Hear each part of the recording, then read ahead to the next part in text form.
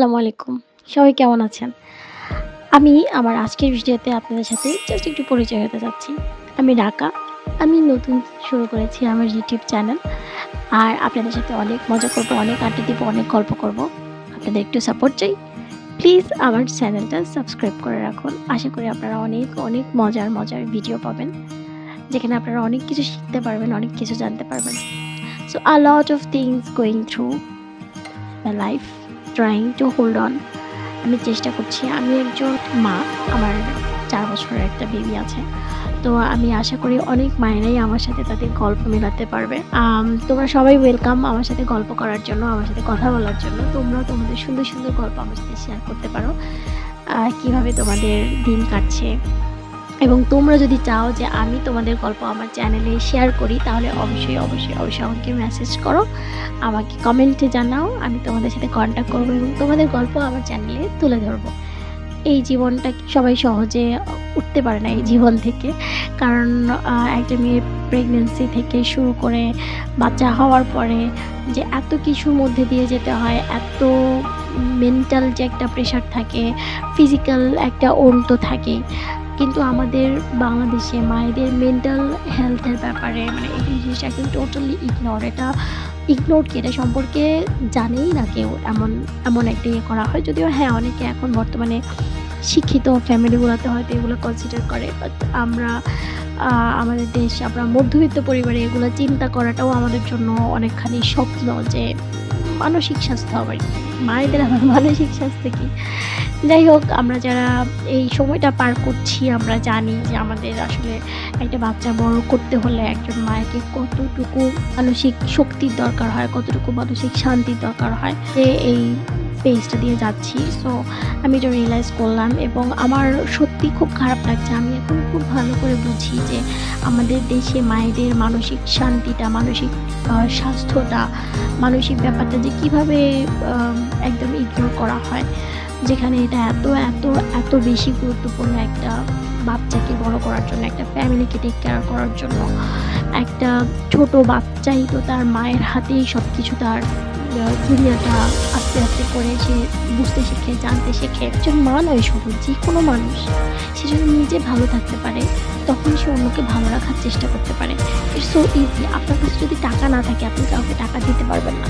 So আপনি যদি নিজে ভালো না থাকেন তাহলে আপনি কাউকে ভালো রাখতে পারবেন না, কোনোভাবেই না। That's impossible. একজন মা যদি ভালো না থাকে সে তার বাচ্চাকে কতটুকু টেক কেয়ার করতে পারবে?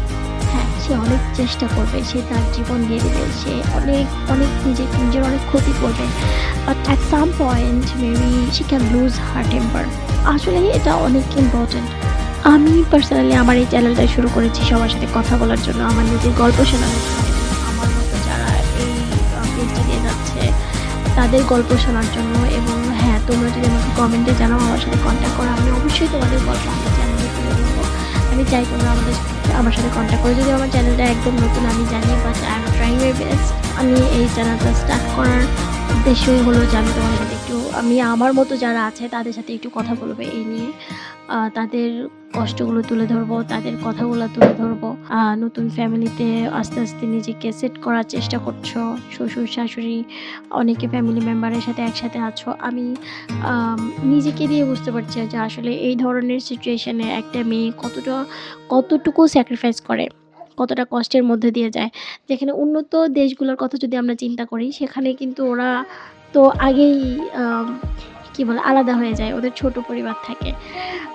সো ওদের দেশে ওরা এই সমস্যাগুলোর মধ্যে দিয়ে যায় না যতটা আমরা এশিয়ান বা আমাদের মতো ছোট দেশগুলা এই সমস্যাগুলোর মধ্যে দিয়ে। আমার মতো যারা নতুন মায়েরা আছো তারা আমার সাথে থাকো এবং আমাকে একটু সাহায্য করো। সবচেয়ে ইম্পর্টেন্ট কি জানো? নিজেকে ভালো রাখার চেষ্টা করবা। যে কোনো মূল্যে, যে কোনো কিছুতে তুমি নিজে ভালো থাকবে, তোমার বাচ্চা এমনিতেই ভালো থাকবে। তুমি যদি ভালো থাকো তুমি পরিবারের সবাইকে ভালো রাখতে পারবে।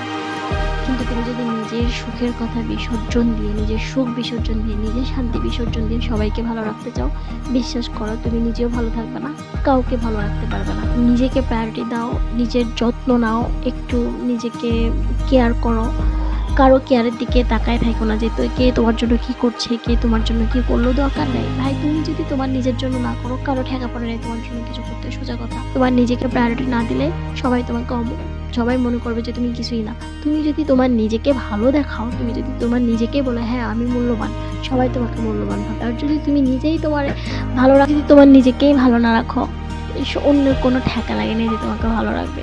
সো নিজের যত্ন নাও, নিজের কেয়ার করো, ইটস সো ইম্পর্টেন্ট। বিশ্বাস করো, লাইফের এই পর্যায়ে এই পেজে এসে বুঝতে পারলাম যে কে কী করলো, কে কী ভাবলো, কে কেমন আছে, সবচাইতে ইম্পর্টেন্ট নিজের খুশির দিকে তাকানো। আমি তো মাঝে মাঝে আমার মনে হয় যে বাচ্চাকে হ্যাপি রাখার আগে নিজেকে হ্যাপি রাখা দরকার। কারণ তুমি যদি ভালো থাকো, তুমি যদি হ্যাপি থাকো, তোমার বাচ্চা অটোমেটিক্যালি হ্যাপি থাকবে, তোমার বাচ্চা এমনিতেই ভালো থাকবে। আমি আমার বাচ্চাকে অনেকভাবে ভালো রাখার চেষ্টা করি, বাট মাঝে মাঝে তারপর আমার মনে হয় যে আই এম নট ইনাফ। আমার মনে হচ্ছে যে আমি ইনাফ করতে পারছি না, আমার মনে হচ্ছে যে আমি সর্বোচ্চটুকু দিতে পারতেছি না। যদিও আমি ইদানিং অনেকগুলো বই পড়ার চেষ্টা করতেছি। পারফেক্ট মা হতেই হবে না, পারফেক্ট মা বলে কিছুই নেই, পারফেক্ট মা হওয়ার দরকারই নেই। তুমি জাস্ট নিজের খেয়াল রাখো, বাকি পারফেকশন এমনিতে চলে আসবে। তোমাকে বাচ্চার জন্য নিজের জীবন দিতে হবে না, নিজের জন্য বাচ্চা, ইটস সো ইম্পর্ট্যান্ট। এবং আমি এটাও বলবো তোমাদের, হ্যাঁ অবশ্যই একটু ধর্ম পালন করার চেষ্টা করো, নামাজ কালাম পড়ো, একটু আধ্যাত্মিক যে জ্ঞানগুলো আছে সেগুলো নেওয়ার চেষ্টা করো। It will help you a lot, tremendously it will help you a lot. Mental পিসের জন্য অনেক দরকার। অনেক কথা বলে ফেললাম, তো আমি আশা করছি তোমরা আমাকে কমেন্টে জানাবা আমার কথাগুলো তোমাদের কেমন লাগলো, এবং তোমরা যদি চাও আমি তোমাদের কারো গল্প আমার চ্যানেলে শেয়ার করি, প্লিজ আমাকে কমেন্টে জানাও। আমি তোমার সাথে কন্ট্যাক্ট করবো, তোমার গল্প শুনবো এবং তোমার গল্প আমার চ্যানেলে শেয়ার করবো। থ্যাংক ইউ, সাপোর্ট করবে, প্লিজ সাবস্ক্রাইব।